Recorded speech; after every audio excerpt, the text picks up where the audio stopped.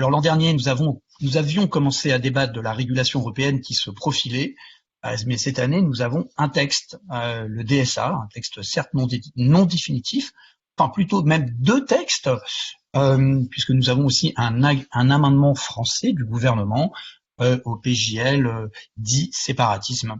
Et peut-être que ce n'est qu'un début en termes de nombre de textes, car nous avons sans doute 28 lois sur la liberté de la presse et dans tous les cas autant de codes pénaux en Europe. C'est de ces articulations-là que nous allons parler aujourd'hui. Le DSA ayant pour vocation à moderniser et à intégrer les nouveaux éléments du marché par rapport à la directive e-commerce qui avait déjà provoqué beaucoup d'émotions et de problématiques sur des sujets complexes qui intègrent la problématique des contenus, qu'est-ce qu'un contenu illégal, illicite, comment on fait cesser l'infraction ou l'atteinte à l'ordre social, quelle loi s'applique, qui va déterminer, comment on organise la modération. Tous ces sujets existent depuis au moins une vingtaine d'années. Nous sommes concentrés sur une adoption très rapide du Digital Services Act sous forme de règlement. Il est possible aussi au niveau européen d'agir rapidement si les États membres le veulent. Il ne vous aura pas échappé par ailleurs que l'article 19 bis du projet de loi comporte une clause d'extinction qui fait en fait de facto de ce texte un régime transitoire finalement entre ce qui est en place actuellement, l'application de l'actuelle directive e-commerce et ce qui sera mis en place au moment du DSA. Donc l'objectif in fine pour le gouvernement, c'est évidemment pas d'avoir 27 législations nationales concurrentes. C'est bien pour ça qu'on a mis cette clause d'extinction et on a toujours dit, le gouvernement a toujours dit, et le secrétaire d'État au numérique a toujours dit que le DSA constituait la priorité du gouvernement en matière de régulation des contenus. Comment insérer, comme le disait Audrey Goffy, 80 articles dans un seul article? Et c'est là où ça nous pose un peu plus de questions. On sent véritablement un déséquilibre déjà dans le respect de certains principes européens. On ne retrouve pas cette clause du bon samaritain qui est un élément de sécurité juridique que la Commission a choisi de placer dans son projet de règlement et qui est absent du texte français. Donc, il y a quand même une réaffirmation assez forte et unilatérale de ce principe du pays d'origine dans le DSA et dans cette structure de gouvernance globale. Mais c'est justement pour garantir l'effectivité en fait de cette structure de gouvernance globale du DSA que nous on souhaite rééquilibrer un petit peu cette relation et en fait donner au pays de destination, à l'autorité du pays de destination, un rôle un peu plus important, notamment pour pouvoir appréhender les subtilités de langue en fait des contenus qui peuvent être postés dans chaque pays, et notamment au regard de ces divergences d'appréciation des contenus illicites qu'on peut avoir entre les différents pays. Le DSA est une proposition d'une gouvernance européenne, et cette gouvernance européenne, il faut la construire ensemble.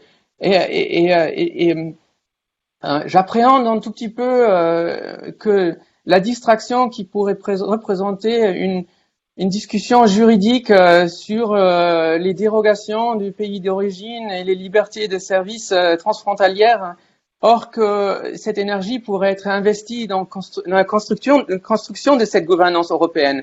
Quand on parle du pays d'origine versus pays de destination, c'est sur le contrôle et sur la question de la régulation et de qui sanctionne si ça ne marche pas. Mais en tout cas, la définition du contenu, elle restera bien, elle peut rester différente, il peut y avoir des nuances d'un pays à l'autre. Ma lecture de la proposition de règlement, c'est que, notamment son article 40, il vient consolider le principe du pays d'origine, mais les discussions qui auront cours devront, à mon sens, voir qu'est-ce que c'est qu'un principe du pays d'origine qui est effectif. L'approche qu'on a choisie dans le DSA, c'est ne pas dire dans le texte ce qui est illicite ou ce qui n'est pas illicite, mais de se référer en fait à des textes soit européens, soit à des textes nationaux. Là, je rejoins tout à fait d'ailleurs ce que disait Prabhat Agarwal qui nous a quittés tout à l'heure.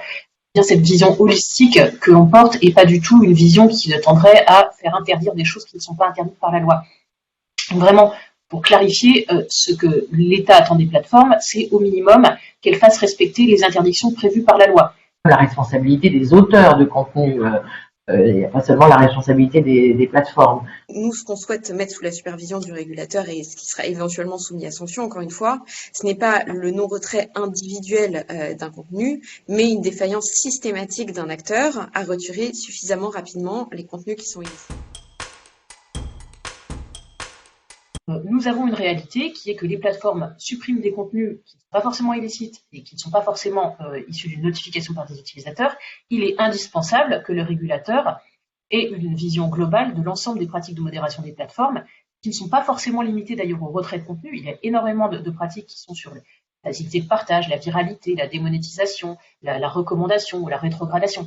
Ça, il est indispensable, pour des raisons en particulier de liberté d'expression, qu'on sache quelles sont les pratiques des plateformes, qu'elles ne soient pas arbitraires, qu'elles soient claires, que le régulateur ait une vision vraiment effective de toutes ces pratiques. On a pris nos responsabilités, on a considéré que c'était trop dangereux pour les utilisateurs de laisser ce type de compte ouvert.